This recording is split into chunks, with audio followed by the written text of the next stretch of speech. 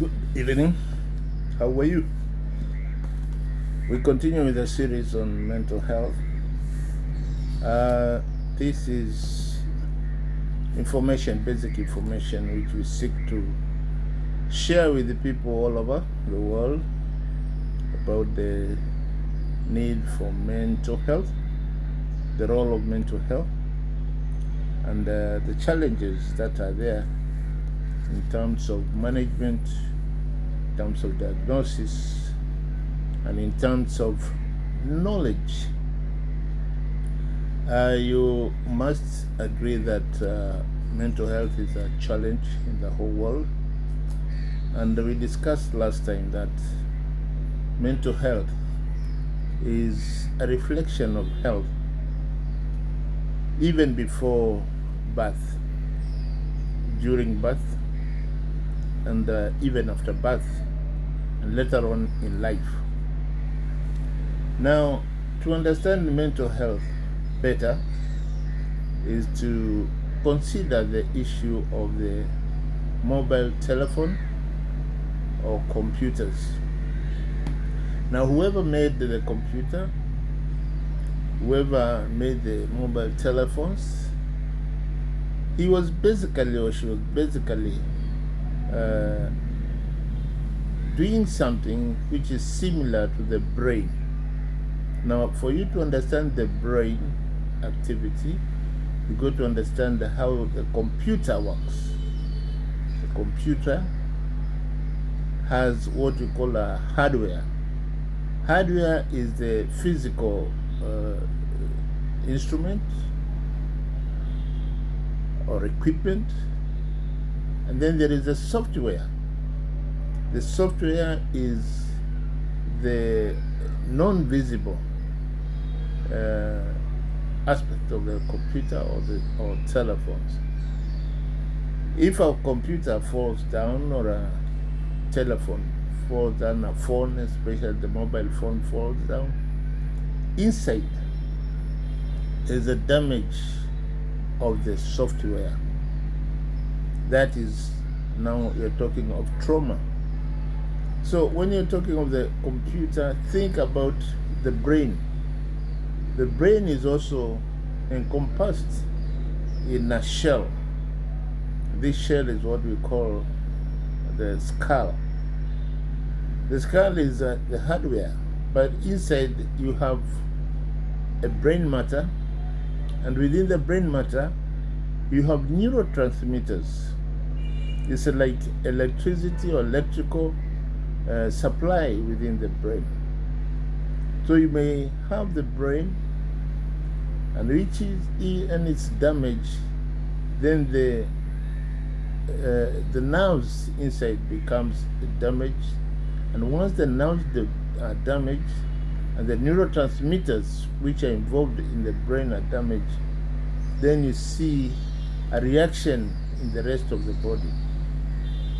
That's when you can see a paralysis. When you see somebody is paralyzed on one hand or one leg, the problem is probably in the brain and in the nervous system, because the nervous system includes the brain and the spinal cord. All that from the top, bottom, is a very, very delicate system of nerves. When damaged, then the whole body, the physically, one becomes damaged.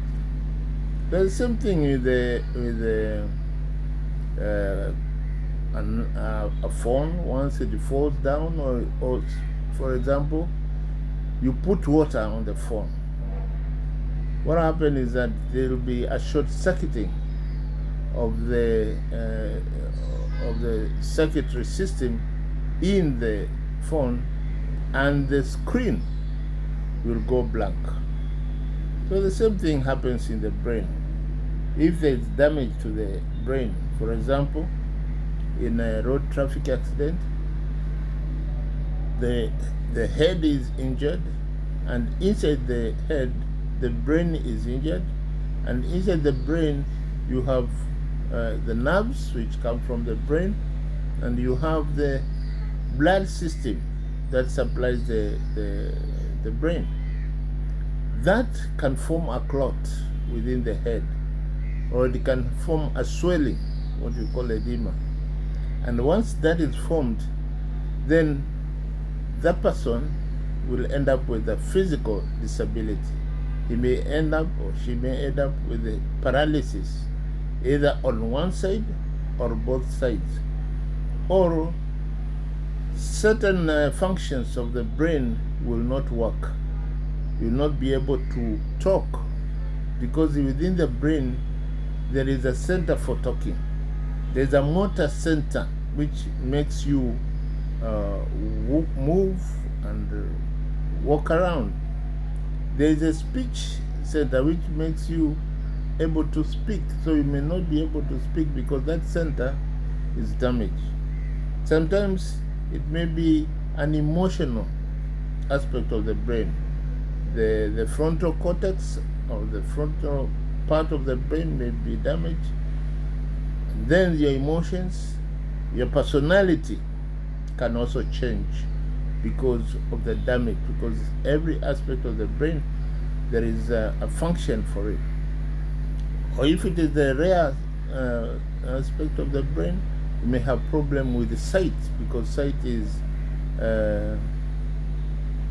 processed in the occipital lobe of the brain. So whichever area is damaged may present you with a physical disorder. However, many times the damage is not so severe, it is just mild. For example, when a child is born and during delivery, there's delay. The baby is not delivered quickly, and if there is a delay because of any reason in the mother or in the child, maybe there is sickness, maybe there is high blood pressure, when the child is born, then that child is unable to cry immediately, and that means he's not able to breathe. And if the child does not breathe, then there is less oxygen in the brain. That is what we call hypoxia. So that's why when a child is born, the first thing is to do is to cry. By crying, it makes sure the child is able to breathe, and by breathing, the breathing system opens up, and oxygen is supposed to be delivered to the brain in good measure. Now, any delay in that period of delivery later on will produce a child who may have limitations in terms of his or her emotions, apart from other gross conditions like even fits, having fits or epilepsy, or just a delayed milestone, so that the child delays in growing. So instead of immediately having a strong neck, the neck will be soft, and then there'll be a delay in sitting. There's a delay in walking. So the mother will tell you, my child has delayed. Instead of walking early, the child is late in walking. The child is late in talking. All these are aspects of the brain damage which happened during birth. That damage could also have come due to various other aspects, like infection. If a mother has a serious infection, there are some diseases which cross the brain barrier, so that they enter the brain, okay, the blood barrier, so that you have the brain is affected. Things like measles, toxoplasmosis, rubella, okay, herpes, the so-called torches. And in fact, nowadays we have other infections like HIV or any viral infection that may go into the mother and affect the baby. So we will stop here today, because now we have come to understand that the mental status of an individual begins from birth or even before birth. And when you are taking history from an individual who is showing signs of mental disorder, you need to know about the previous history, how he was born, whether there was any injury during birth or after birth. Some children get injuries after birth, or severe infections after birth, what you call febrile convulsions, and so on. Or any infection that the child might have had that could be contributing to a mental status. Well, thank you. We'll talk more about this.